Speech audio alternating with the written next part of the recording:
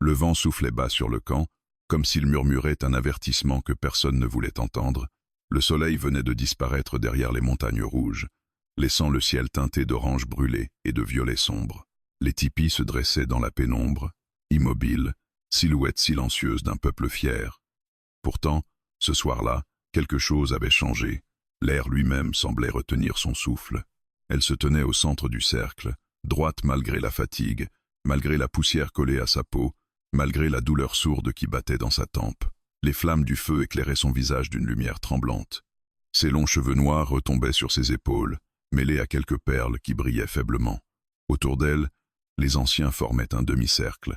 Derrière eux, les silhouettes du clan observaient en silence. Personne ne prononçait son nom. Le chef, un homme aux épaules larges et au regard dur, s'avança. Ses traits étaient marqués par les années et les batailles. Sa voix, lorsqu'il parla, ne trembla pas. « Tu as défié la volonté du conseil. » Elle soutint son regard. Son cœur battait vite, mais ses yeux restaient fermes. « J'ai sauvé une vie, » répondit-elle simplement. Un murmure parcourut l'assemblée. Certains baissèrent les yeux, d'autres la fixèrent avec une colère qu'ils tentaient de dissimuler. Elle savait ce qu'il pensait, elle savait ce que cela signifiait. Elle avait aidé un étranger, un homme blessé, abandonné dans le désert après une embuscade. Elle aurait dû le laisser mourir. C'était la loi non écrite. Leur peuple avait trop souffert des colons pour accorder la pitié à l'un d'eux. Mais elle n'avait pas vu un ennemi. Elle avait vu un homme qui saignait, un homme qui respirait encore. Elle n'avait pas hésité. Le chef frappa le sol de son bâton. « Ta compassion met notre peuple en danger. » Elle sentit son ventre se nouer. Elle chercha du regard sa mère, qui se tenait un peu en retrait. Le visage de celle-ci était figé, les lèvres serrées. Dans ses yeux, une tempête silencieuse, mais elle ne parla pas. Elle ne pouvait pas. « Tu as choisi ton propre jugement au-dessus de celui des anciens, » poursuivit le chef. « Pour cela, tu ne peux plus rester parmi nous. » Le silence qui suivit fut plus lourd que n'importe quel cri. Elle savait que ce moment viendrait. Depuis qu'elle avait ramené l'homme blessé près du point d'eau, depuis qu'elle avait tenté de panser sa plaie avant qu'il ne reprenne la route, elle avait senti les regards se durcir autour d'elle. Elle avait senti l'écart grandir, mais l'entendre ainsi, prononcé devant tous, avait un goût de cendre. « Je ne regrette rien, » dit-elle d'une voix claire. Un frisson parcourut le cercle. Le chef la fixa longuement. Peut-être cherchait-il un signe de doute, une supplique. Il n'en trouva aucun. À partir de cette nuit, tu marches seul. Tu n'es plus des nôtres. Les mots tombèrent comme une lame. Sa mère fit un pas en avant, imperceptible. Leurs regards se croisèrent.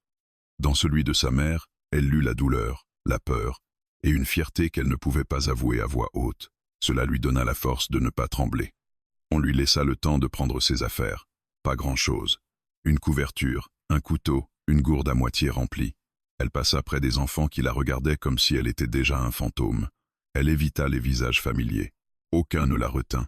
Quand elle franchit le dernier cercle de lumière du feu, la nuit l'engloutit. Le désert s'étendait devant elle, vaste et indifférent. Le vent soulevait le sable en fines traînées qui fouettait ses chevilles. Au loin, un coyote hurla. Elle marcha. Chaque pas l'éloignait de son enfance. Des rires près de la rivière, des courses à cheval au lever du jour, des chants autour du feu. Chaque pas creusait un vide en elle. Les étoiles apparurent, innombrables, froides. Elle leva les yeux vers elle. Son père lui avait appris à reconnaître certaines constellations, à s'orienter grâce à elles. Il disait que tant que le ciel restait au-dessus de sa tête, elle ne serait jamais totalement perdue. Elle serra les dents. La blessure qu'elle s'était faite 2 jours plus tôt, en traversant un terrain rocailleux, la lança soudain plus violemment. Elle trébucha, se rattrapa de justesse. Son corps était fatigué. Elle n'avait presque pas dormi depuis le jugement. Le vent se leva davantage, apportant avec lui l'odeur sèche des cactus et de la poussière chaude. La température chutait rapidement. La chaleur du jour laissait place à un froid mordant. Elle s'arrêta un instant, regarda derrière elle. Le camp n'était plus qu'une lueur minuscule à l'horizon. Un sanglot menaça de franchir ses lèvres, mais elle le ravala. Les larmes ne changeraient rien. Elle ne la ramènerait pas. Elle reprit sa marche, plus lentement. Les heures passèrent. Le ciel devint plus sombre encore. Ses pas se firent hésitants. La fatigue se transforma en vertige. Elle chercha un abri naturel, un rocher, un creux dans le sol. Elle trouva un petit renfoncement à l'abri du vent. Elle s'y laissa tomber. Le silence autour d'elle était immense, trop vaste. Elle n'avait jamais dormi seule dans le désert. Même lors des expéditions, il y avait toujours quelqu'un, un souffle, un murmure, une présence. Là, il n'y avait rien. Elle ramena la couverture contre elle, tenta de calmer les battements affolés de son cœur. Dans l'obscurité, elle se sentit soudain minuscule. Avait-elle eu tort? La question surgit, brutale. Elle revit le visage de l'homme blessé, ses yeux à moitié clos, sa respiration irrégulière. Elle se souvenait de la chaleur de son sang sur ses mains. Non. Elle ferma les yeux. Si c'était à refaire, elle le ferait encore. Le désert pouvait la briser. La solitude pouvait la dévorer. Mais elle ne laisserait pas la peur transformer son cœur en pierre. Le vent continua de souffler, balayant ses traces derrière elle. Au loin, très loin, quelque part dans l'obscurité, un cheval hennit faiblement. Elle ne l'entendit pas. La nuit du bannissement venait de commencer, et elle ignorait encore que cette marche solitaire la conduirait vers un destin qu'aucun des anciens n'aurait pu prévoir. L'aube arriva sans douceur. Le froid de la nuit avait figé ses membres, et lorsqu'elle ouvrit les yeux, le ciel était déjà teinté d'un gris pâle annonçant la chaleur à venir. Son corps lui semblait plus lourd que la veille. Sa blessure, enflée et rouge, pulsait au rythme de son cœur. Elle resta immobile un instant, écoutant. Rien, pas de voix, pas de feu qui crépite, pas d'enfant qui rit, seulement le souffle du vent glissant sur le sable. Elle se redressa lentement, la couverture glissa de ses épaules, ses muscles protestèrent. Elle inspira profondément l'air sec du matin et se força à se lever. Elle n'avait pas le choix. Le désert ne pardonnait pas ceux qui restaient immobiles. Le soleil s'éleva rapidement, transformant l'horizon en une mer de lumière aveuglante. Chaque pas devenait plus difficile. Le sable s'enfonçait sous ses pieds, aspirant son énergie.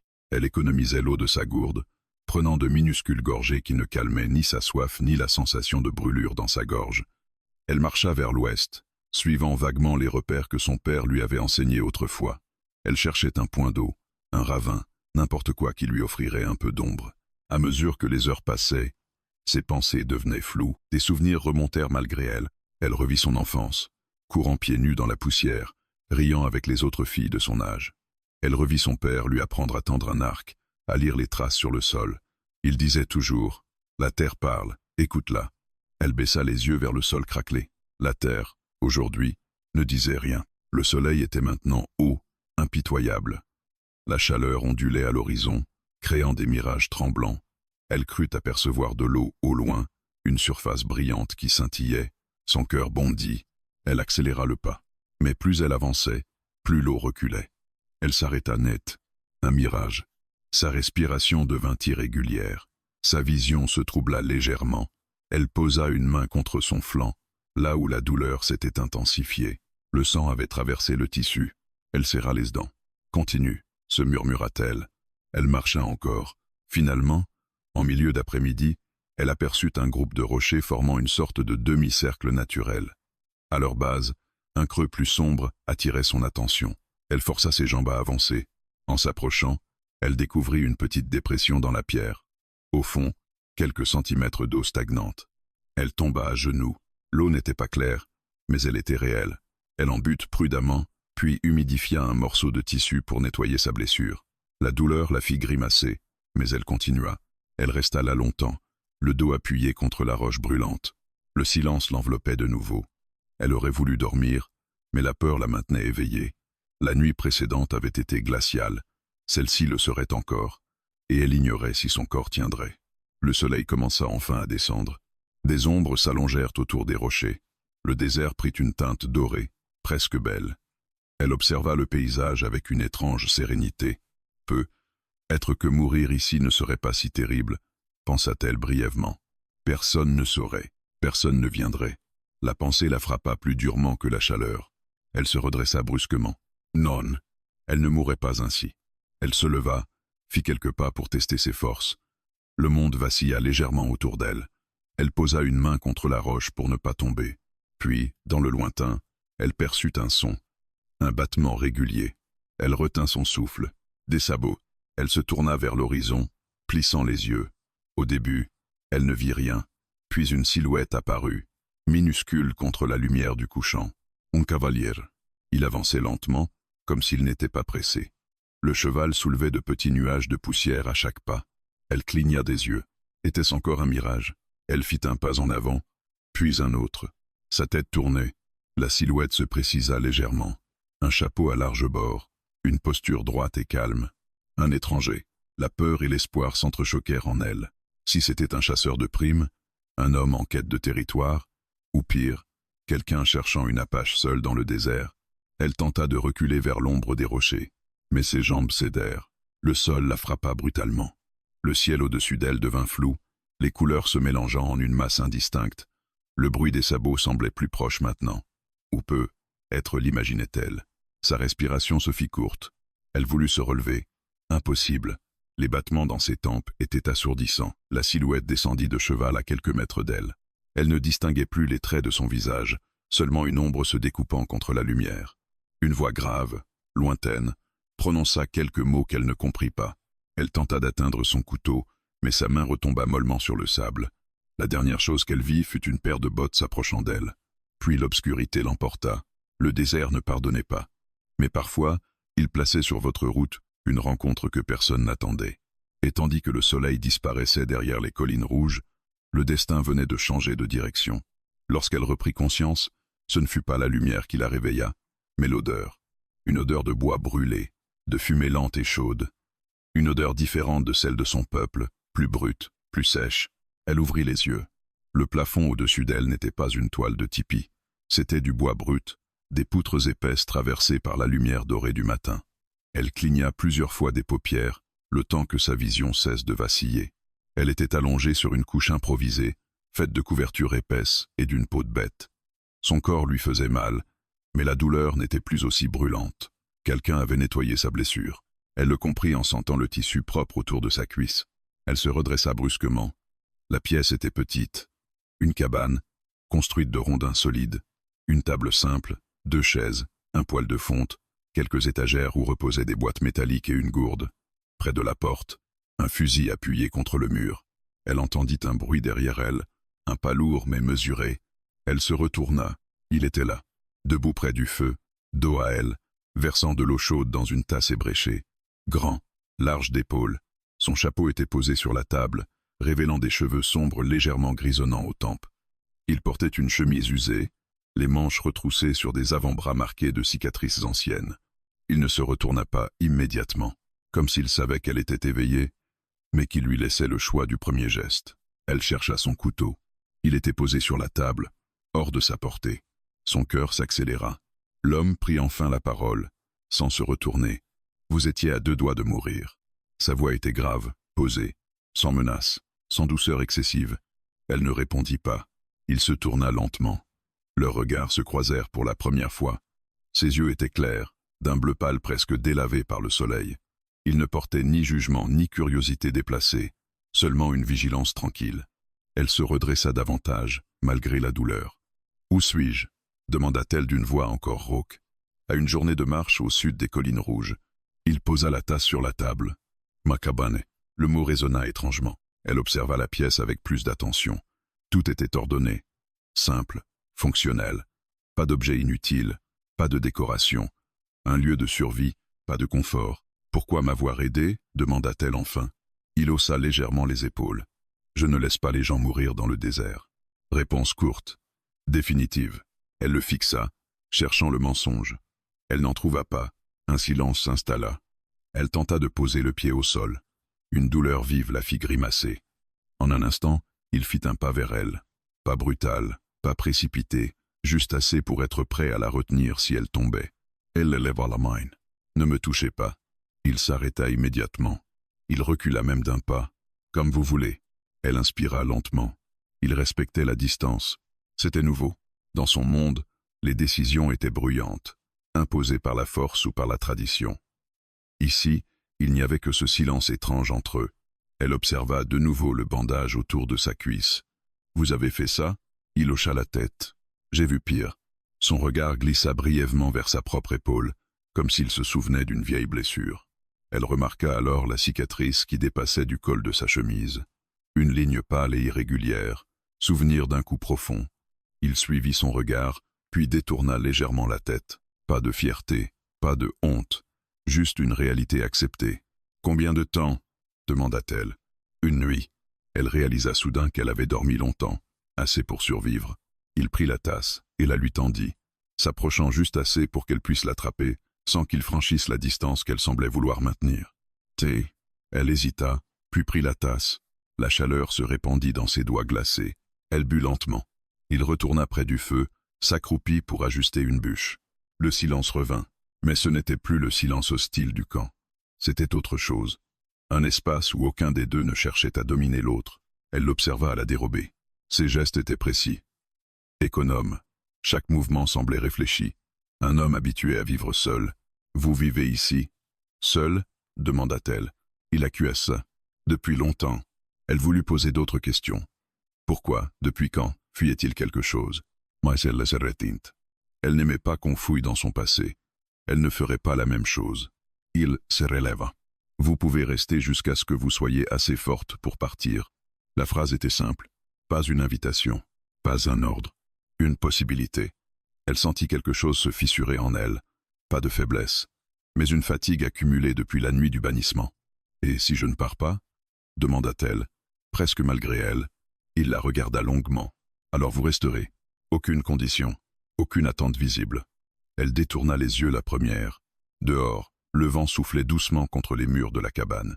Elle imaginait le désert s'étendre autour d'eux, immense et indifférent. Mais ici, entre ces murs de bois, il y avait une pause. Un sursis.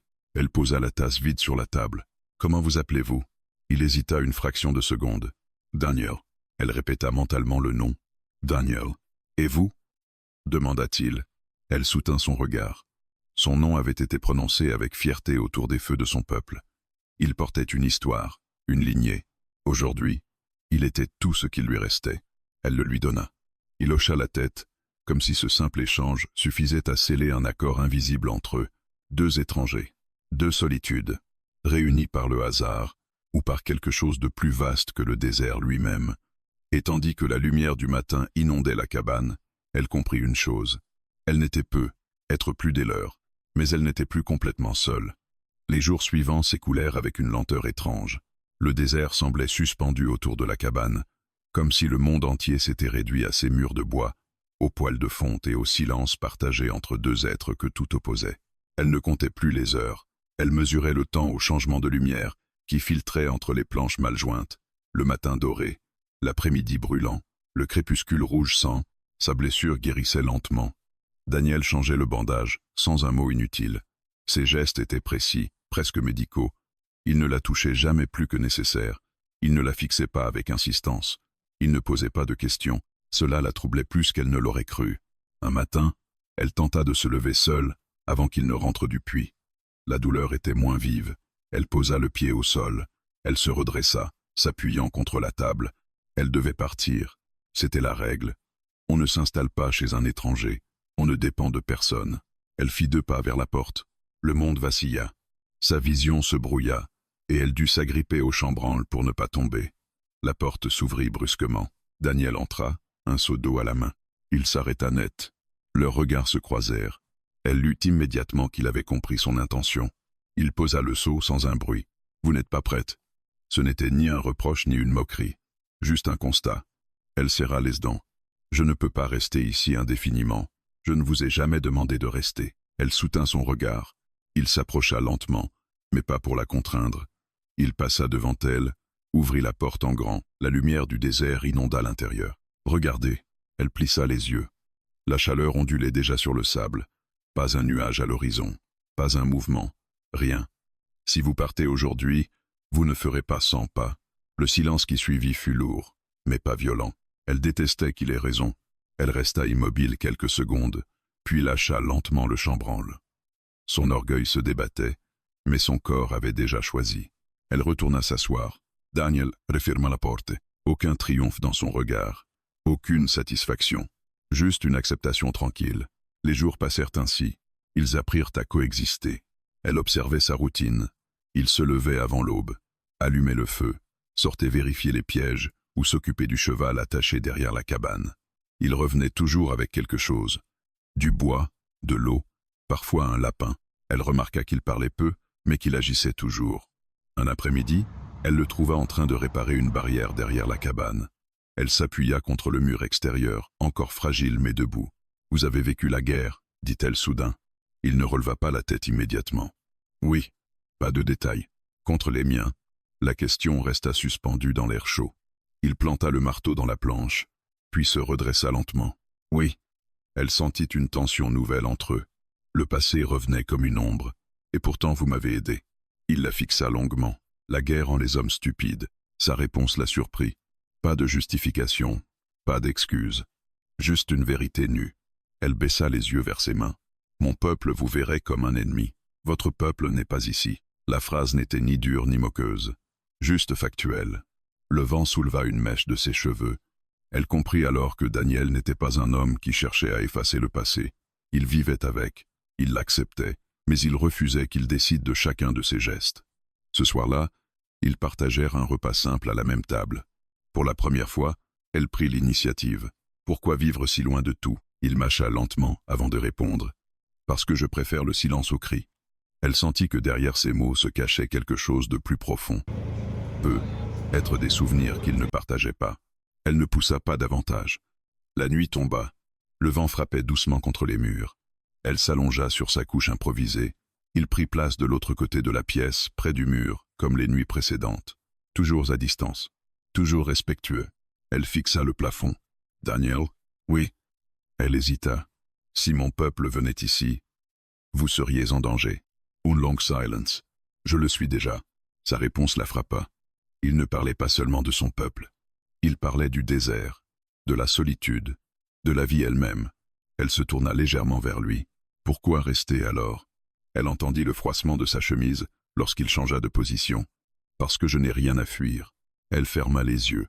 Elle, en revanche, avait été chassée. La différence était immense. Pourtant, sous ce toit de bois, elle commençait à sentir quelque chose d'inattendu. Pas de la dépendance, pas encore de la confiance totale, mais un équilibre fragile. Deux mondes sous le même toit, deux histoires marquées par la perte. Elle pensa à sa mère, au feu du camp, au chant du soir, puis elle pensa à la façon dont Daniel avait ouvert la porte pour lui montrer le désert, sans la forcer. Il ne cherchait pas à la retenir. Il lui laissait le choix. Cette liberté, là, était nouvelle. Et tandis que la nuit enveloppait la cabane, elle comprit qu'elle ne restait plus seulement parce qu'elle était blessée.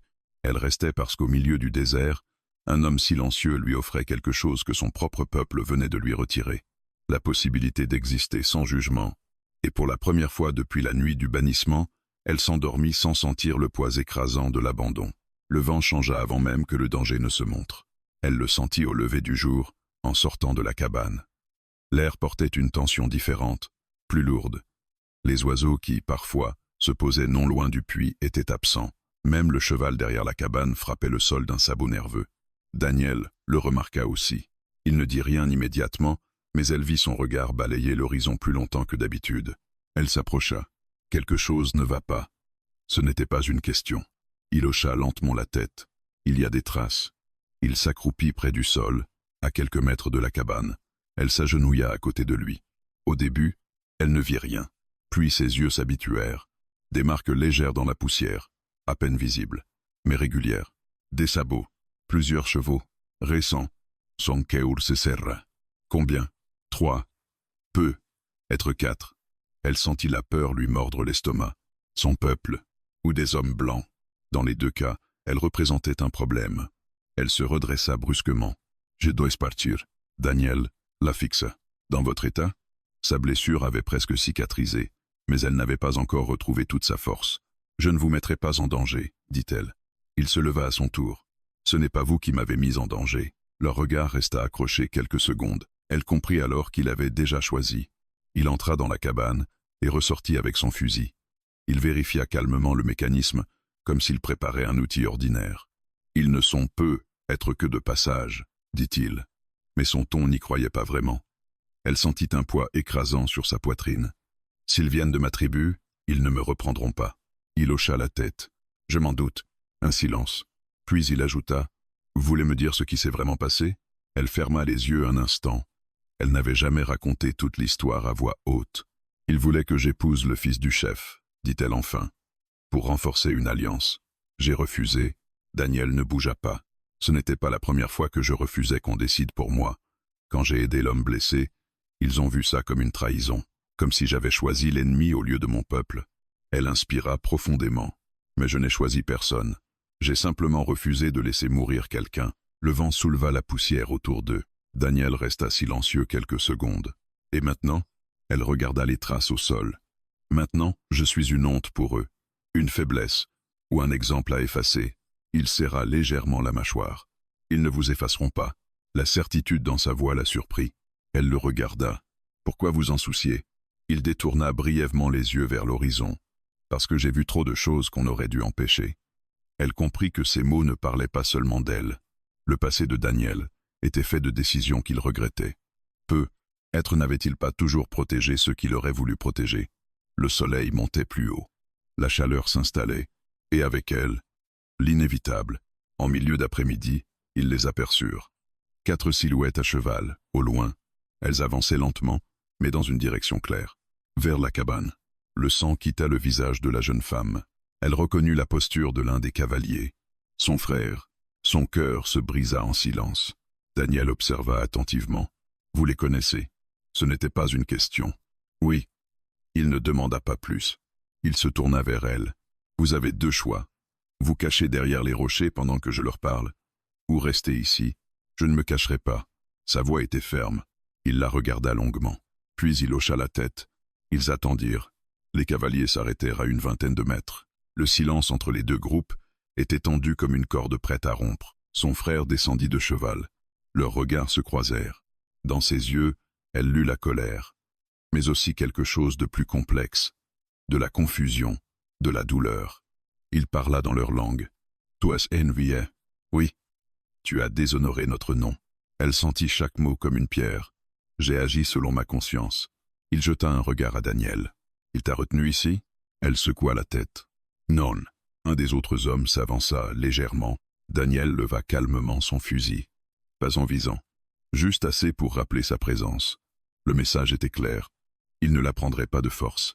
Son frère hésita. Le vent soufflait entre eux. Soulevant la poussière. Le chef dit que tu peux revenir, annonça-t-il finalement. Si tu acceptes le mariage. Son cœur se figea.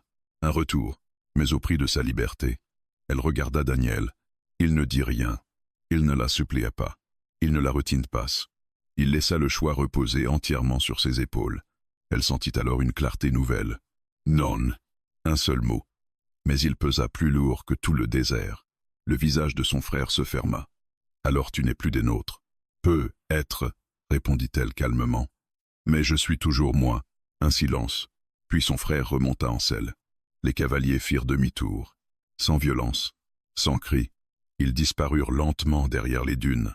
La tension se relâcha brutalement. Ses jambes tremblèrent. Daniel posa enfin le fusil contre le mur de la cabane. Vous êtes sûr de votre choix? Elle hocha la tête. Des larmes qu'elle n'avait pas versées la nuit du bannissement roulèrent enfin sur ses joues. Oui. Il ne s'approcha pas immédiatement. Il attendit. Puis, doucement, il dit, alors ce n'est plus leur décision. Elle essuya ses larmes. Pour la première fois, elle ne se sentait pas abandonnée. Elle avait choisi. Et dans le regard du cow-boy silencieux, elle ne vit ni pitié ni triomphe, seulement un respect profond. Les ombres du passé n'avaient pas disparu, mais elle ne la contrôlait plus. Et au milieu du désert brûlant, une nouvelle loyauté venait de naître. Pas imposée, choisie. Le départ des cavaliers ne ramena pas la paix. Il laissa un vide tendu, un silence trop net pour être rassurant. Elle resta longtemps immobile à regarder l'horizon où son frère avait disparu. Une partie d'elle espérait qu'il se retournerait, qu'il reviendrait seul, qu'il lui dirait qu'elle pouvait rentrer sans condition. Mais le désert avala toute illusion. Daniel ne parla pas tout de suite. Il observait les traces laissées par les chevaux, la direction prise, la façon dont la poussière s'était déposée. « Ils reviendront », dit-il finalement. Elle hocha la tête. Pas tous. Mais au moins un. Le chef ne laisserait pas son refus sans réponse. Elle connaissait trop bien l'orgueil de ceux qui dirigeaient. Daniel entra dans la cabane et ressortit avec une selle supplémentaire. Nous devons nous préparer. Elle sentit une tension nouvelle dans sa voix. Pas de peur, de la détermination. Vous voulez partir? Je veux avoir le choix. Il posa la selle contre le mur. Rester ici en attendant qu'il décide pour nous serait une erreur. Le mot « nous » la frappa. Elle ne corrigea pas. La journée fut consacrée aux préparatifs. Il vérifia les provisions, remplit les gourdes, rassembla quelques couvertures. Elle insista pour l'aider. Sa blessure tirait encore, mais elle refusa de rester assise. Il travaillait sans se gêner, se passant les objets presque instinctivement. 2 solitudes qui apprenaient à bouger ensemble. En fin d'après-midi, Le cheval s'agita brusquement. Daniel leva la tête. Elle sentit son estomac se nouer. Cette fois, ce n'étaient pas des cavaliers isolés. C'étaient des hommes organisés. Ils apparurent au loin, plus nombreux que le matin précédent. Mais ce n'étaient pas ceux de sa tribu. Elle reconnut immédiatement la coupe des vestes, la façon dont ils tenaient leurs armes. Des chasseurs de primes, ou des colons armés cherchant à nettoyer la région. Sonsangsglacha. Ils ne viennent pas pour moi, murmura-t-elle. Daniel plissa les yeux. Non. Ils viennent pour tout ce qui bouge. Les hommes avançaient en formation irrégulière, scrutant le terrain. La cabane était visible de loin. Ils avaient été repérés. Daniel attrapa son fusil. Derrière la cabane, il y a un ravin étroit. Il mène à un canyon à 2000 d'ici. Elle hocha la tête. Vous connaissez le terrain? Assez. Les cavaliers accélérèrent légèrement. Ils avaient vu la fumée du poêle. Il n'y avait plus de temps. Prenez l'autre cheval, dit Daniel. Je peux me battre. Il la regarda droit dans les yeux. Je le sais. Mais survivre est plus important que prouver quoi que ce soit. Elle comprit. Ce n'était pas une remise en question de sa force. C'était une stratégie. Ils montèrent à cheval presque simultanément. Les premiers coups de feu éclatèrent dans l'air. La poussière jaillit près d'eux. Daniel riposta, visant le sol près des chevaux ennemis, pour les ralentir plutôt que pour tuer. Le chaos s'installa. Les sabots frappaient le sol avec violence. Elle sentit l'adrénaline effacer la douleur de sa blessure. Ils contournèrent la cabane et plongèrent vers le ravin. Les tirs continuaient. Un projectile frôla son bras, déchirant le tissu sans toucher la peau. Elle ne ralentit pas. Le ravin était étroit, sinueux. Les chevaux glissaient légèrement sur la roche, mais Daniel avançait sans hésitation. Derrière eux, 2 cavaliers les poursuivaient. Elle se retourna brièvement. Ils nous suivent. Je sais. Le canyon apparut enfin. Un passage étroit, presque invisible, si l'on ne savait pas où regarder. Daniel s'y engagea sans ralentir. Elle le suivit. Les poursuivants hésitèrent. Un seul osa entrer. Erreur. Le passage se resserrait brutalement. Daniel tira sur une petite corniche instable qu'il semblait connaître. La roche céda. Un éboulement partiel bloqua l'entrée derrière eux. Le bruit fut assourdissant. Puis de silence. Ils continuèrent encore un moment avant de s'arrêter. Les chevaux haletaient. Elle aussi. Le canyon offrait un abri naturel, entouré de parois hautes. Ils descendirent de selle. Elle posa les mains sur ses genoux, reprenant son souffle. La cabane, murmura-t-elle. Daniel ne répondit pas immédiatement. Il savait. Il ne pourrait être pas y retourner. Elle releva la tête. Je suis désolé. Il fronça légèrement les sourcils. Pourquoi? Si je n'étais pas venu, il s'approcha d'un pas. Il serait venu un jour ou l'autre. Il la fixa intensément. Ce monde ne laisse personne tranquille longtemps. Elle soutint son regard. Elle comprit alors que cette fuite n'était pas seulement la conséquence de sa présence. Daniel vivait en équilibre fragile depuis des années. Elle avait simplement accéléré l'inévitable. Le soleil commençait à descendre derrière les parois du canyon. La lumière devenait plus douce. Ils étaient vivants. C'était tout ce qui comptait. Elle s'assit sur un rocher. Vous auriez pu me laisser. Il secoua la tête. Non, un simple mot. Mais il contenait plus que toutes les promesses. Elle observa ses mains, encore tremblantes. Je ne veux pas être un fardeau. Il s'accroupit devant elle. Vous ne l'êtes pas. Il marqua une pause. Vous êtes un choix. Le vent s'engouffra doucement dans le canyon, apportant avec lui l'odeur du sable chaud et de la pierre. Elle sentit quelque chose changer en elle. Ce n'était plus seulement de la gratitude. C'était une alliance, forgée sous le feu et la fuite. Ils passeraient la nuit dans le canyon. Et au lever du jour, ils décideraient où aller. Le désert les traquait. Les hommes les poursuivaient. Mais pour la première fois depuis son bannissement, elle ne marchait plus seule, et cela faisait toute la différence. La nuit dans le canyon fut différente de toutes les autres. Le vent ne pouvait pas les atteindre aussi violemment qu'en plein désert. Les parois rocheuses retenaient la chaleur du jour, créant une douceur inattendue dans l'air. Un feu discret brûlait entre eux, juste assez pour éclairer leur visage, sans révéler leur position. Le cheval dormait debout, tête basse. Le silence n'était pas vide. Il était plein de respiration, de crépitements, de pensées non dites. Elle était assise, genoux ramenés contre elle, regard perdu vers la mince bande d'étoiles visible entre les falaises. Daniel veillait encore. « Vous devriez dormir », dit-elle doucement. Plus tard, elle hésita. « Ils ne nous trouveront pas ici. » Être pas. Il n'ajouta rien. Elle observa son profil éclairé par le feu. Les ombres accentuaient la ligne dure de sa mâchoire, mais son regard n'était pas tendu. Il semblait réfléchir à quelque chose de plus vaste que la simple survie. « Nous ne pouvons pas fuir éternellement, murmura-t-elle. Il tourna légèrement la tête vers elle. Je ne fuis pas. Elle comprit la nuance. Fuir impliquait la peur. Lui choisissait ses mouvements. Elle baissa les yeux vers ses mains. Mon frère reviendra peu, être seul. Peu. Être. S'il me trouve ici. Elle n'acheva pas. Elle savait ce que cela signifierait. Une nouvelle confrontation. Peu, être plus violente.